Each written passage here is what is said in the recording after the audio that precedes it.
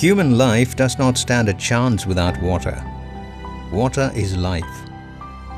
When the wells run dry, death floods in, drowning not just human life, but also every living organism.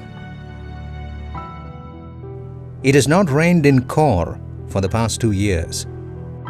The rainy seasons came and went, leaving the region in the unrelenting grip of a devastating drought.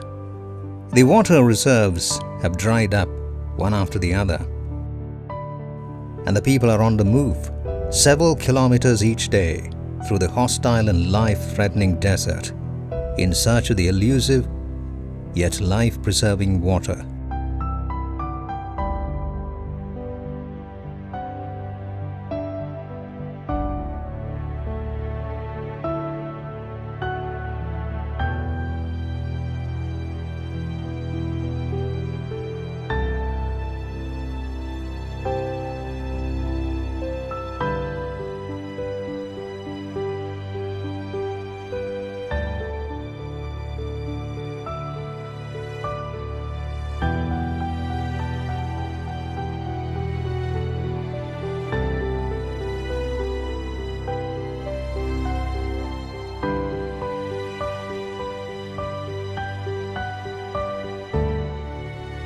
Kor, meaning white rock, is a desolate desert in the northern frontier region of Kenya, and a 2-hour drive through the desert, taking a deviation at Laisamis from the main road going to Marsabit, Moyale.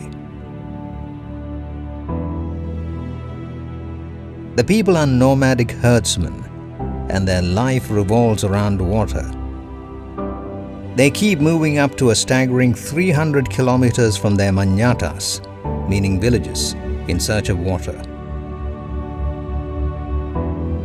The Salesian Mission of Kor in the Kaisu Desert, established in 1980, has been reaching out to the deprived and needy people living in the several manyatas dotting the desert landscape and assisting them in their grim battle for survival.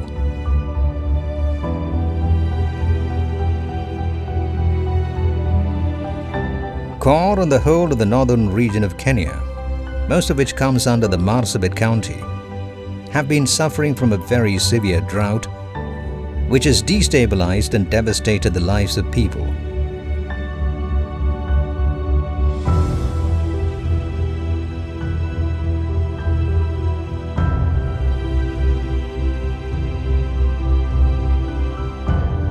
The wells and lagas, rivers, have dried.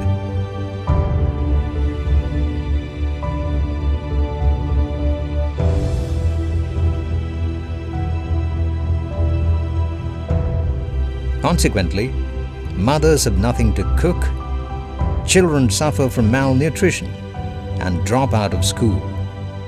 Hungry and dehydrated, they fall prey to a host of ailments, some of which one cannot even mention due to human decency.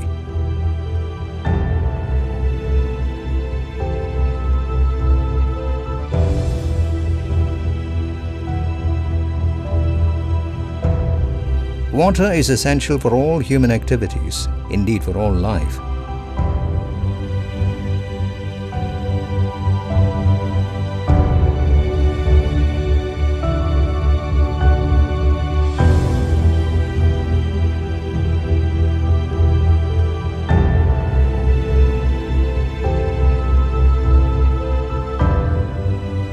In extreme cases, the manyatas even begin to break down, resulting in mass displacement of the people.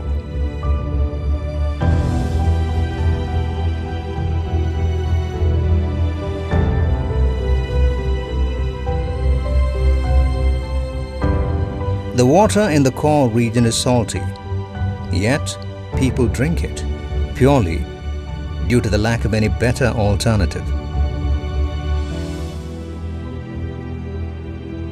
With many wells having dried up, drawing water up the few remaining deep sources is nothing short of the adventurous.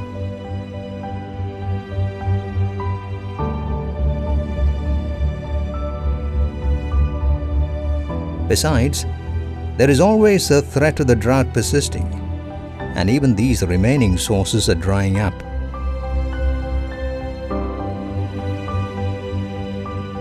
When the men are away with the herds, the women travel long distances to collect water. Sadly, even the water they find are not always potable.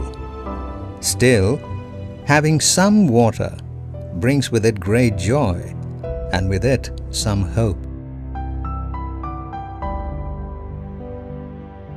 A few containers of water carried back help to soothe the barren dryness of their homes.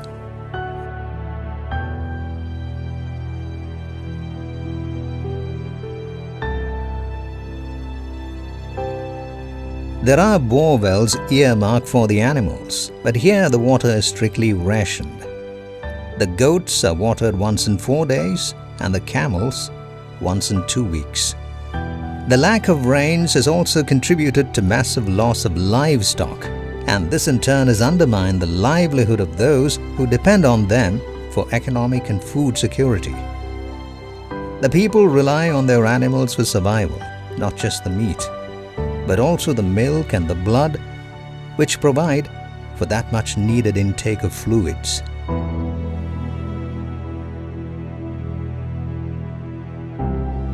Without rains, the animals get sick and die, and the people experience not only the debilitating loss of their way of life, but also their very source of survival. Cultivation is possible only where water flows. Without cultivation, food supplies dry up. In the core of today, nothing seems to grow except the scattered thorny bushes and some sturdy trees. Food is scarce, and most survive on a single meal a day. Dehydrated and starved as they are, the mothers have no milk to provide to their suckling babes.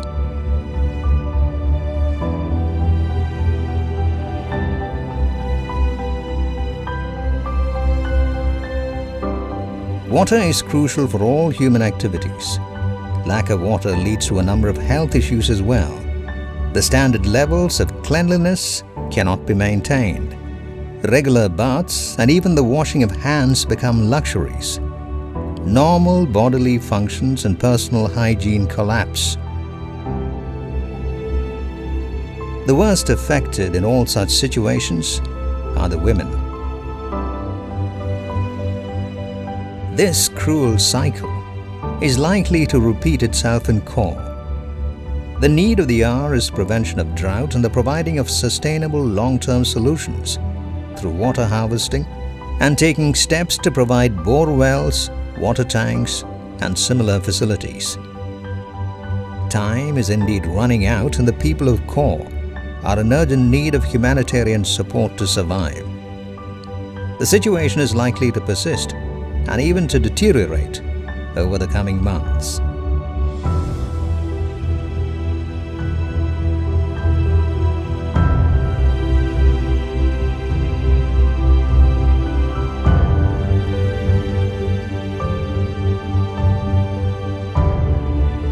The next rains are due only in October, but experience proves that even these are not guaranteed.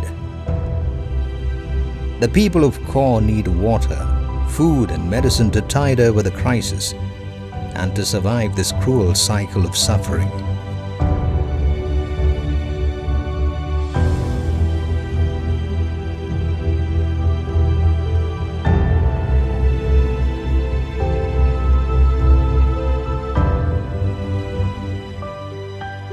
The Kor mission is the first Salesian presence in East Africa. The Nirmala Dasi sisters from Thrissur, Kerala, India, joined them in 1983.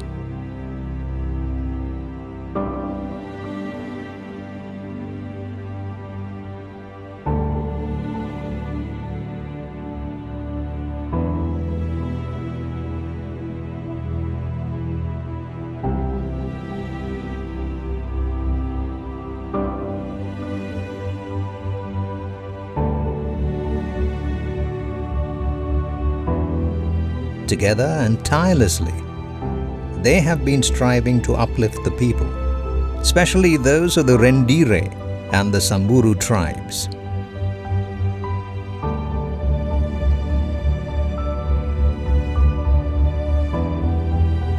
The needs, however, are too complex, and the missionaries are caught up in a never-relenting whirlpool of everyday emergencies. When hit by acute drought, they too tend to lose their balance. Still, they plod on with true Christian fortitude.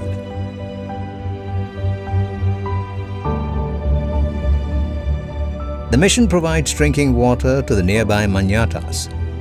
It distributes provision for families, women and children in and around Kor.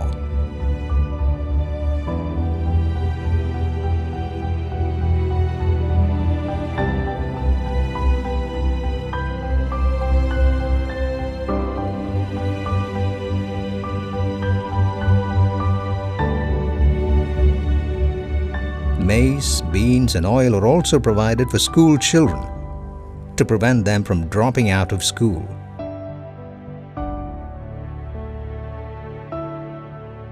The clinic operates on a 24/7 basis and provides all possible health services.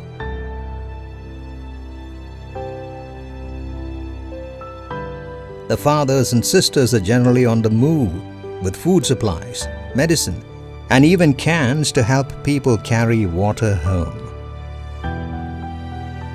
The Kor mission extends to over 60 kilometers and provides for the people of Kor, Alusurwa, Boreiramia, Grunik, Bala, Langima, Lokichula, Mpagus, Farakorain, and Namare, all scattered at a distance of several kilometers from each other.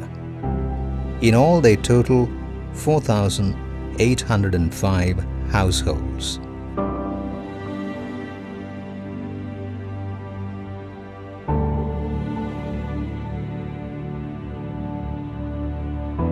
The missionaries focus mainly on reaching the most vulnerable groups: women, children, the elderly, people with disabilities and sickness.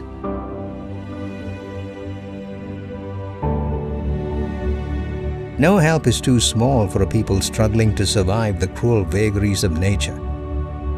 The people of Kor are grateful for the support they receive and still believe that there is no drought of kindness in the more blessed regions of our world.